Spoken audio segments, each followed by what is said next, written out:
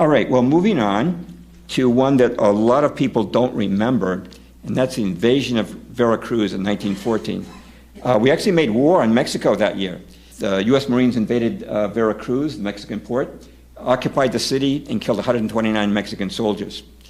So what was really going on here? Well, we'll give you the blue pill and the red pill. Here's the blue pill. In 1914, some American sailors landed in the Mexican port of Tampico, and they broke the city's port rules, and so they were arrested.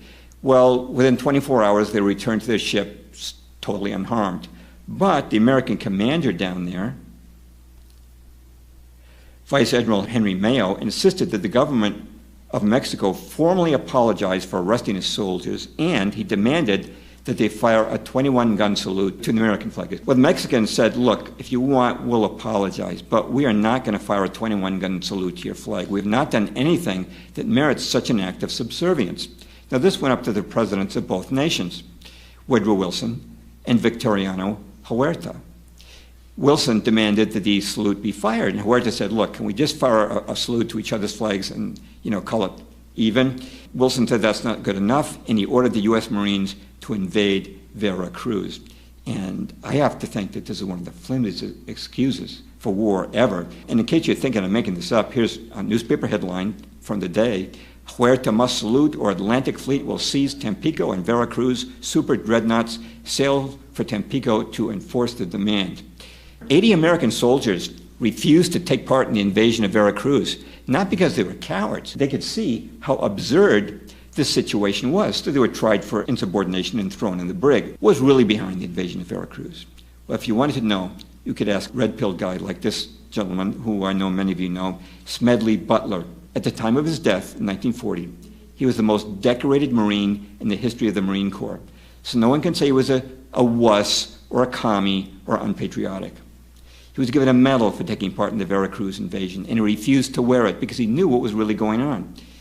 In 1933, he went on a tour, giving a speech called War is a Racket, which he later turned into a book by the same name.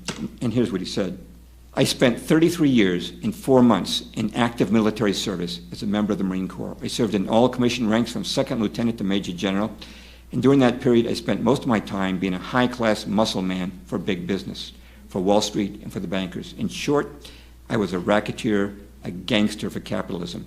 I helped make Mexico, especially Tampico, safe for American oil interests in 1914. I helped make Haiti and Cuba a decent place for the national Citibank boys to collect revenues, and that's a reference, of course, to the Spanish-American War. So what this war was about was oil. The kingpin of the American establishment at that time was John D. Rockefeller, the head of Standard Oil. It's not about Wilson, it's about Rockefeller. He's the one who's calling the shots.